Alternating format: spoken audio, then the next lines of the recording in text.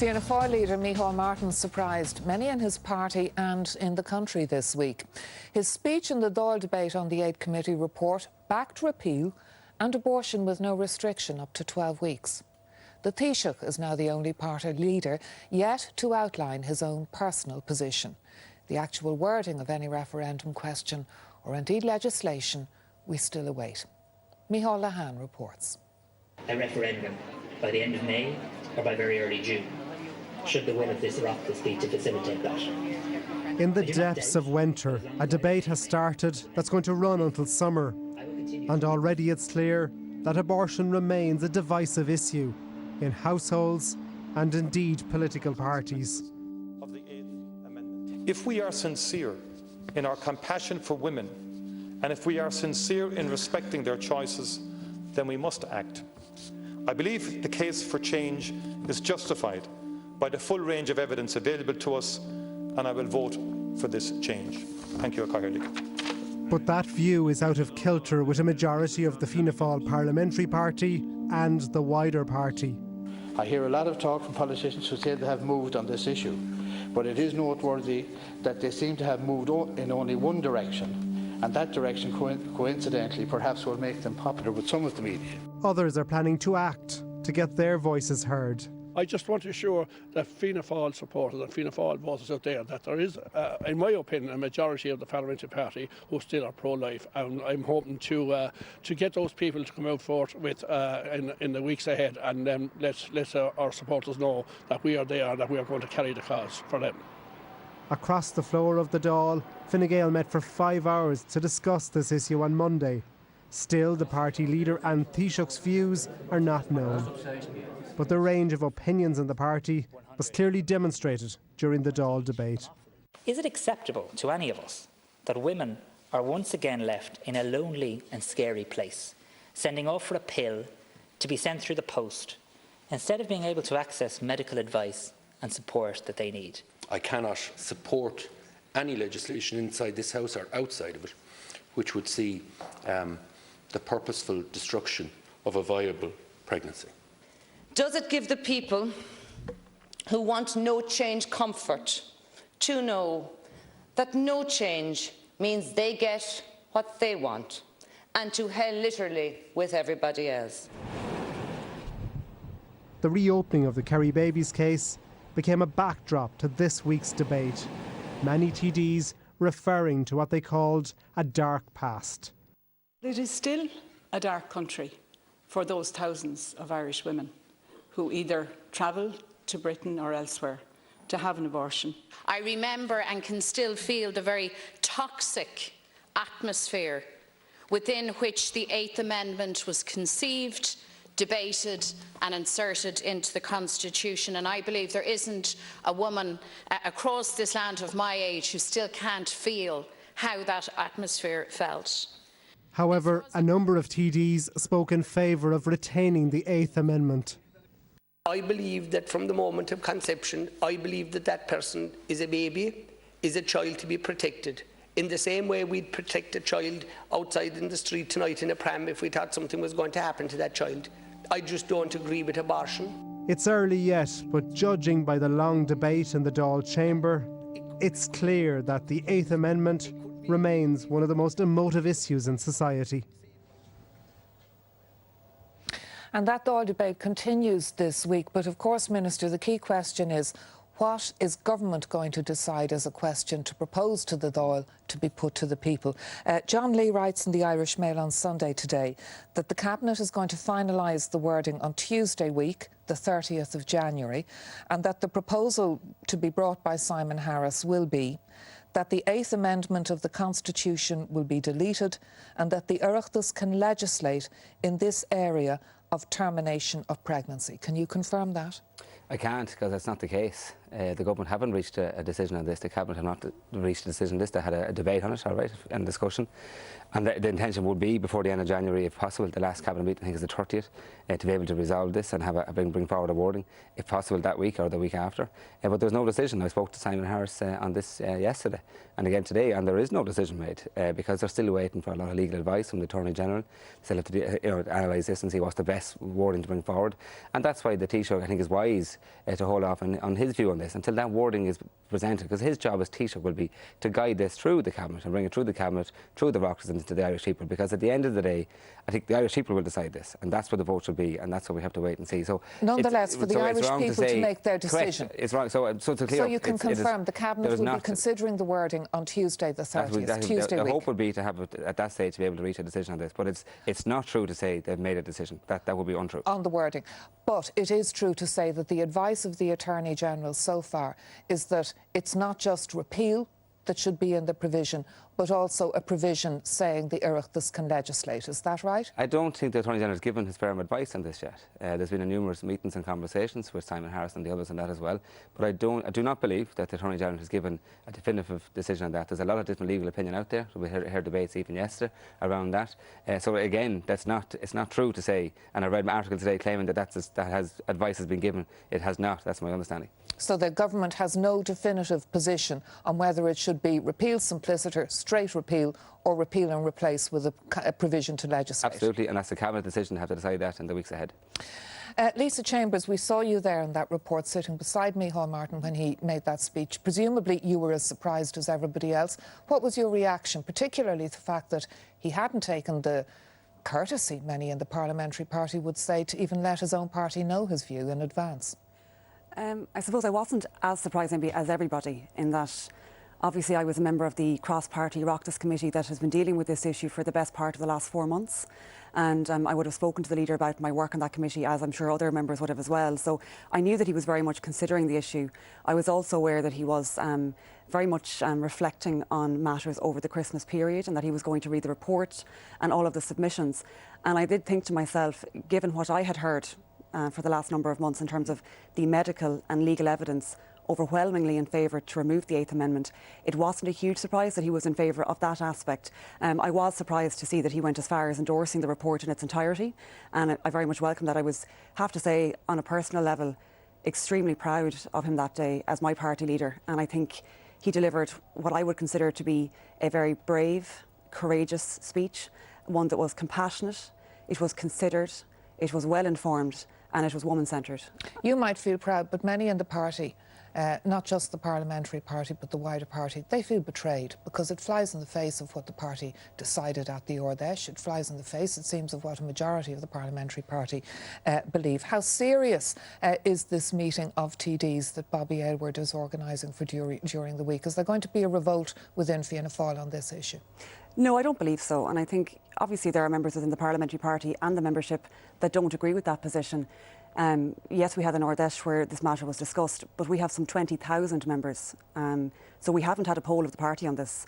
And on Friday night, the opening night of the Ard Fheis, Micheál in his opening speech made it very clear that this was a matter of conscience, that each member of the parliamentary party would have their own choice to make on this, and they would have a free vote. So we don't have a party position, and that has been the case since 2013, and other parties are now following suit. In terms of the group that might be meeting, I don't have any details of that, but they are well within their rights to do so. I've spoken to a number of my colleagues. Some of my colleagues have been on the airwaves over the last number of days, and even those that may not agree with Micheál's position, they have said they fully respect his right to have his own personal view. And I think that is the tone within the party. We respect the view of other people, even if we don't agree with it.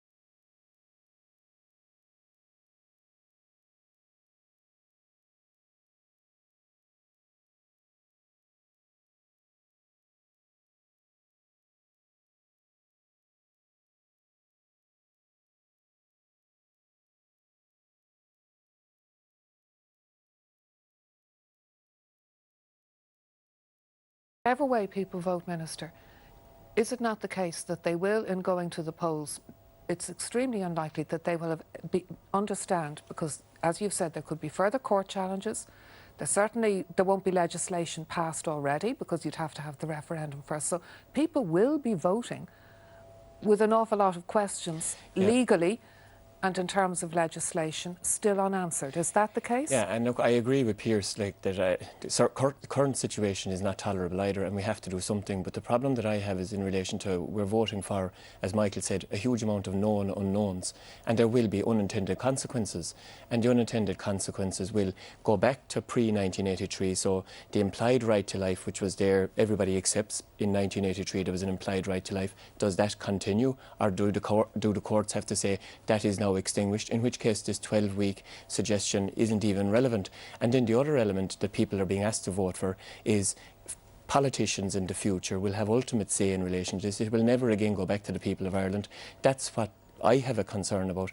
And, you know, I'm not going to... Is this being rushed then? Well, look, I'm not going to be involved in any campaign or anything like that. I think it's up to the people, and I'm just a common person in this, a citizen the same as everybody else, who is, you know, just conflicted in relation to, yes, we have to do something, but this is not what I would believe is what we should do. And Catherine Murphy, is this being rushed? Just given the uncertainty that we're hearing from politicians across the Dáil, should the Dáil take more time? Should there be more consideration and answers of some of the legal questions before the proposition goes before the people? No, actually, I think we've been through a very robust process so far. Essentially, I think there's going to be quite a long lead-in, even if it is May or June, and I hope it certainly wouldn't go beyond that. There's an expectation of a referendum. I think there is a role now for politicians, for civil society groups, for the media to rigorously analyse the information that's there and available to us, and it was available to us, for example, at the committee. And like, I would just say that I'm not an individual when I'm in the Dáil. I'm a representative. I'm an individual when I go to the ballot box. And I think that there is an obligation for people to specify and to, irrespective of what position they take, and to, you know, clarify their position on that. But I think, you know, at the end of the day, you know, even if there was a general election next year, if it's a question that there isn't if there isn't a follow through on legislation, I think it would then become a political issue in a general election, because I think there would be an obligation. Because look, we've an obligation as legislators to legislate if the public decide, if the citizens decide to change the constitution and repeal the 8th Amendment, which I hope they do. I'm going to leave that one there for now, but thank you all for the nature of the debate and discussion we've just had. We're going to putting the abortion question to the voters, but what laws will follow? Can the Cabinet's plan win the support of the Dáil and the people? I don't believe the Constitution is the place for making absolute statements about medical, moral and legal issues. If repeal were to happen, it would mean that for the first time in our history, we would be withdrawing human rights from a vulnerable group of human beings instead of strengthening human rights protections. And votes for women 100 years on. Joining me in studio this Sunday, Health Minister Simon Harris, Fianna Fáil's Mary Butler, Solidarity People Before Profits Ruth Coppinger, and Independent TD Michael Fitzmaurice. So stay with us for the next hour on The Week in Politics.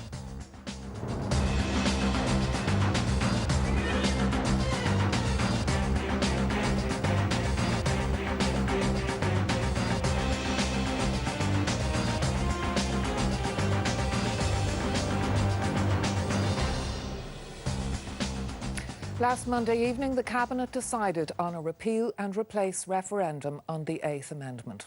By the end of the week, the campaign was already well underway with billboards and launches. And major divisions have emerged already between Taoiseach and Taoiseach over what kind of abortion laws should be passed if voters do remove the 8th from the Constitution. This evening, the Cabinet gave formal approval to the holding of a referendum on abortion, which will be held at the end of May. We will know the exact date following the conclusion of the debate and vote in the Dáil and Seanad, but I'm confident that this timeline can be met. As Taoiseach, as a medical doctor, as a former Minister for Health, I don't believe we can persist with a situation whereby women in crisis are risking their lives through the use of unregulated medicines. And I don't believe the Constitution is the place for making absolute statements about medical, moral and legal issues. What the committee has proposed post 12 weeks in a pregnancy is that abortion would be legal in cases when the health of a woman needs to be protected as a result of a conversation between her and her doctor or doctors. And I'm proposing that would simply apply pre-12 weeks also. I think in cases of rape, it's slightly different. I think we need to go even beyond what the committee has recommended post 12 weeks. I believe that that because that is such an intimate and private and delicate conversation, that one doctor should, in conversation with a victim, be able to sanction an abortion in those circumstances. If repeal were to happen, it would mean that for the first time in our history, we would be withdrawing human rights from a vulnerable group of human beings instead of strengthening human rights protections. This move would have the effect of handing exclusive power to politicians on abortion, and experience shows that politicians breach this trust. Now, the Dáil seems likely to vote through a referendum question next month. The bigger question seems to be the laws that would follow if the 8th were repealed. On that, there's much less certainty, especially if the draft law allows for abortion on request up to 12 weeks. Before we discuss that with our panel, have a look at this. RTE's Philip Boucher-Hayes has been telling me how Ireland's abortion regime compares to the rest of the world and the EU.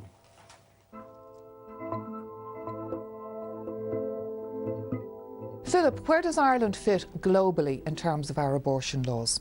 It's very interesting. What I did was to look at data compiled by the United Nations and by the World Health Organization. So this doesn't come from either pro or choice or pro-life campaigns. And what you see when you look at 196 countries is a spectrum from very, very restrictive countries to the much more permissive countries with almost no restrictions, like Canada, which actually has no restrictions at all since 1988 when the Supreme Court there struck down all abortion laws. So there's unrestricted access. And then at the other end of the spectrum, the one that Ireland occupies, along with sort of a third of the countries around the world, is one where there is, in many instances, access to abortion when the life of the mother is at risk, but not any access in all of the other circumstances. Where the health of the mother is at risk, 63% of the countries around the world grant terminations. Ireland doesn't. Where there's fatal fetal abnormalities, 39% of the countries around the world grant them. Ireland doesn't. Rape, incest, abuse, 43% around the world. Ireland doesn't. So we occupy this space, or share this space, with countries like Saudi Arabia, Qatar, where Sharia law informs abortion law. Then closer to home, how do we compare with the rest of the EU? This is where it gets very interesting. We move from being among the third most restrictive countries in the world to the 7% of most restrictive countries. There's only one country in the EU that's more restrictive than Ireland, that's Malta. So in the case of access to terminations in the event of risk to health, mental health of the mother, rape, incest, abuse, 93% of countries across the EU will grant access to terminations. Ireland doesn't. In the case of access to abortion on request in the first trimester, fully 78% of countries in the EU grant that. There are only 6 countries that don't, Ireland and Malta being them. If the government's proposals for changing our abortion laws are carried through, how would Ireland then stand in terms of its abortion regime? Nothing short of a quantum leap, really. We're moving from this end of the spectrum where we occupy with Saudi Arabia and El Salvador right up to the 25% least restrictive countries in the world. So it might just be, if the Oireachtas legislates along the lines that you have suggested, it might just be a tick in the box or a press on the button in the Dáil chamber, but it will be a quantum leap from there to there. Philip Boucher-Hayes. And Minister, that point Philip was making in his reporting there about a quantum leap between the existing position and what you're proposing. Is it not just a step too far, what your plans on the table, to be able to travel through the Dáil if repeal is passed by the voters, or even with the voters, because 3 months on request is very different to what we've got now? Well, I think the first thing to say when you refer to them as my proposals or the Cabinet's proposals or the Government's proposals, it's important to remind everybody where these proposals came from. These are cross-party proposals where we asked our political peers, we asked representatives from all parties and none to come up with proposals, and I feel duty-bound as the Minister for Health to adopt them as the best thinking of our Oireachtas in relation to that.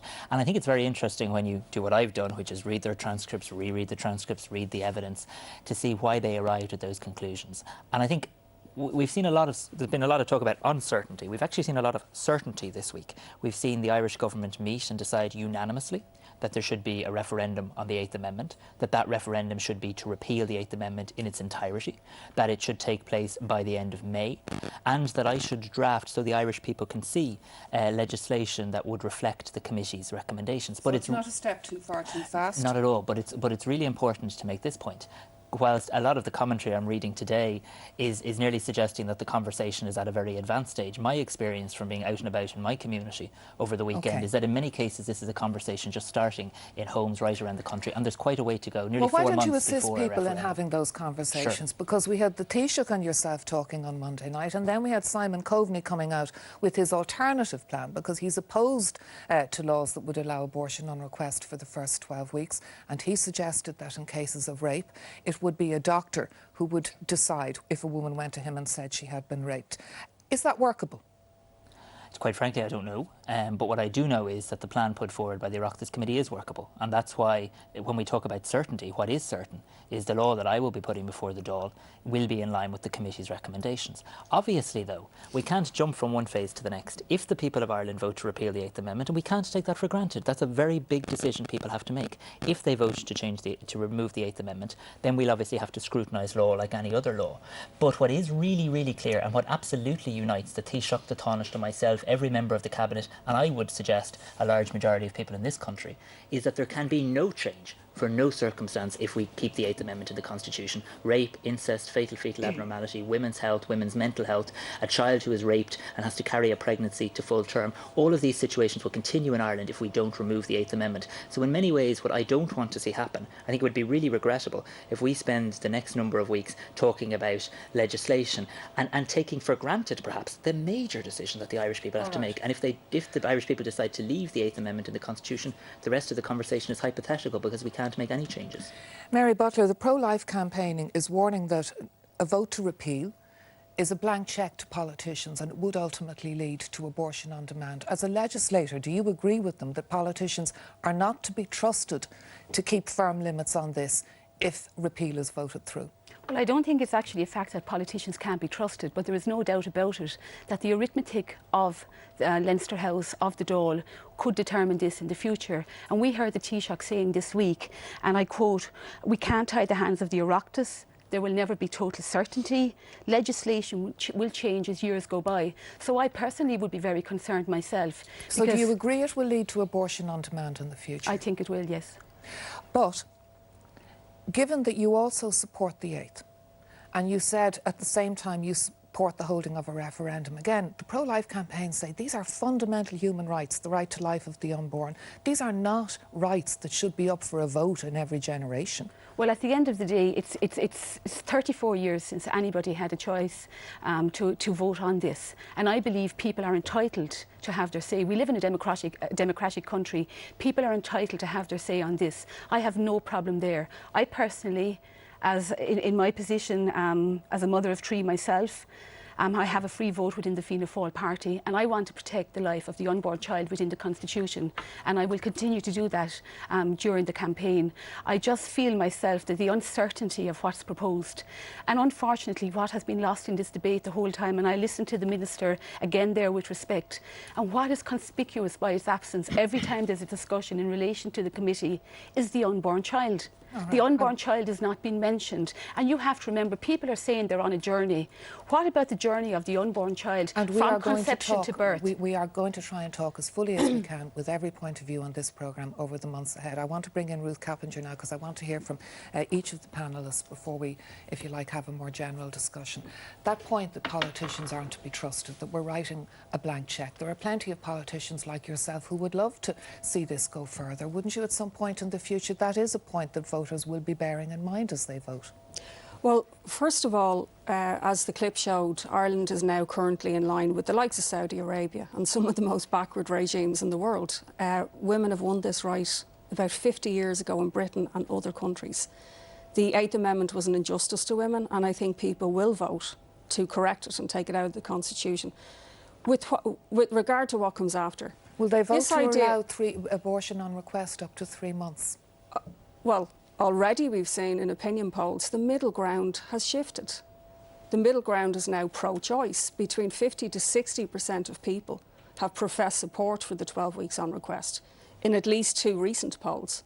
And 67% said that they believed in the idea of a woman's right to choose. So Simon Coveney, who would really maintain about 95% of abortions, is not actually in the middle ground at all, and seems to be ignoring the valid reasons why women make a decision to have an abortion, seemed to just dismiss them and got quite an easy ride on the programme about it when he was questioned about the abortion We try to pills. respect everybody's point of view on all the programmes, and that's RTE's aim. But he was asked... asked... And we all do it to the best of our ability. Let's not go over the programme Yeah. and let's stick with the issue. Michael Fitzmaurice, have you made up your mind? Yeah, well, first of all, I made it very clear that I was against the repeal of the 8th. Minister Coveney, what he said the other day, is entitled to his opinion, as is Ruth and every other public representative, as is the people out there. The one thing we need in all of this, Anya, is respect and a dignified debate. I do worry going down the road. I'm not talking about this Dáil, but we may get a very liberal Dáil in 10 years' time, 15 years' time. We are removing something from our constitution, and we are going to give it to the politicians of this country in future to decide. Do you not trust politicians? It's not that I don't trust them, but with the makeup of Dáils in the future, I believe that it is a step too far where we are going at the moment. But that's called democracy. You elect a Dáil to actually legislate. And can I just raise one issue about the timing of this, because the Minister is here and can maybe explain. A lot of students and young people have registered in particular to vote on this issue, and they are really worried about whether there will be a referendum in May. And one of the questions I would have is, why is it taking so long to produce the referendum bill? Why do we have to wait until the 8th of March? Is it to coincide with International Just Women's on that, Day? and then there's a question I want to put to you about Sure. that too. Yes, it's absolutely my intention to have a referendum in May. But after people waiting nearly 30 years, over 30 years, to have their say in this matter, we're asking people to wait another 3 to 4 weeks. And given the controversy about blank cheques and the uncertainty, because when people go to vote in this referendum, if it happens in May or early June, they will not know what laws will be passed by the Dáil. They might know what laws you want to pass, but they will have no certainty on that. When you produce the draft legislation, will the Dáil, will elected TDs have any chance to amend or influence that, for instance, to water down your 3-month proposals, if that is where the majority of political opinion in the Dáil is, and that would be the context in which people vote? Let me answer that, and then I need to make another point. Absolutely, any piece of legislation that goes before the Dáil, any piece of legislation gets debated in full and has to be passed by representatives of Dáil and Shannon Éireann. That's a statement of fact. That's the legal position. What I reject about some of the conversation to date is the suggestion that we're having a debate about introducing abortion into Ireland, because everybody, and I absolutely respect people's opinions on this, but we can't have our own facts. And the facts of the matter show that Irish women are having abortions in Ireland with the abortion pill, and are having abortions going abroad, travelling each year. In Mary's own, having legal abortions under the 8th, and under the Protection of Life. In Mary's own county, in 2016, 56 women from Waterford went abroad to the UK and had a termination. So abortion is a reality for Irish women. It's a reality in this country, and it's a reality abroad. So talking about abortion on request, it's actually about putting a structure in place where we'd actually allow our doctors work with women in this country to provide them with the information and the healthcare they But need. unfortunately, what the committee is recommending goes beyond the position in the UK where in 1967 abortion was introduced, and you need 2 doctors have to form an opinion in relation to mental health. Currently in the UK, 1 in every 5 pregnancies end in abortion. There was 200,000 abortions last year. And if I could just put in another point, in 2007 abortion was introduced in Portugal. At that stage there was 6.6% of women availing of abortions at that stage. Within 5 years it had increased to 17%. Now there are extremely hard cases. The question, Minister, the question sorry, Mary, is the Minister put to you is in relation to the fact that people may vote to keep the 8th Amendment. There will go on being thousands of Irish women taking abortion pills in their own homes who are committing a criminal act. There will continue to be thousands of Irish women who go abroad, and there will continue to be legal abortions in our hospital. Do we simply accept the status quo? Well, I want to accept the status quo at the moment because I am so worried about how the unborn child will be protected going forward. If I could also say, I am not aware of any woman in Ireland who was ever brought through the courts and criminalised for having an abortion. I'm open to correction on this, or for taking abortion pills. But my concern has to be first and foremost with the unborn child, and I think the unborn child is being lost in this debate. But Ruth, actually, let me hear from Ruth Coppinger on that there is, I mean, already we are seeing posters up around the place, and people are genuinely, many people going to the polls would be worried about a future where having a diagnosis of disability is seen as a reason not to be born in this country. Well, firstly, I think most people distinguish between an embryo, a fetus and a child, to take up Mary's point. Not in everyone, relation though. to... No, well, after 21 days there's a beating heart there. Well, actually, there isn't even a heart chamber. But anyway, there's a beating heart. On the issue of disability, I think it's really unfortunate that such an emotive issue is being used in that way by people who are against abortion. We had a woman came up to us on our stall with a Down syndrome child in Blanchardstown Shopping Centre yesterday and resented her child being painted as being second class, as being not wanted. It's very abusive. And what I would say is this: anybody who doesn't understand how difficult it is to actually bring up a child in this country with a severe disability or an abnormality, 4 days respite a year, it's really not the best thing to be doing, but it isn't the key reason why women have abortions. And just most people are having abortions, one, because they can't cope with bringing a child into the world, was the biggest cited reason given to the Oireachtas Committee by the 1,000 women surveyed by Women on Web who took abortion pills. And 2/3 of those women had children already. So the idea is completely wrong. It is women who already have children, who know how difficult it is to bring up a child, and who are taking these decisions for valid reasons. So, Michael Fitzmaurice, there seems to be a choice between looking at this as a women's health issue or looking at this as a fundamental rights for the unborn issue. Do you think there is any middle ground between those two? I think, obviously, we have to make sure that we think of the mother and we think of the child as well. And as Mary rightly pointed out, there isn't a lot of talk about the unborn at the moment. Anya, you spoke to the Minister there and you talked about will it be a watered-down version? And he correctly pointed out that whatever the Dáil decides, it decides. But will it be a watered-up version down the road is the big question. We are now, and the Irish people need to know this, we are moving something away from the Irish Constitution, that the Irish people will never have a decision again, one way or the other, in a referendum. It will be decided by politicians.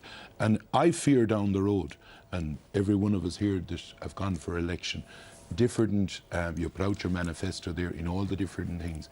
And I believe that this will be a topic that will be coming up in future elections down the road, one way or the other, where people stand. Right. And I fear that Ireland, in years to come, I'm not talking about now, in years to come, it will go further. So, Minister, to wrap up this section of the programme, first of all, on disability, will the legislation allow for abortion, termination of pregnancy, in cases where there has been a prenatal diagnosis of Down syndrome? Will that be a ground for termination? Absolutely not. And the Oireachtas Committee was clear in its view that it should not be, and the legislation will reflect that. Absolutely not.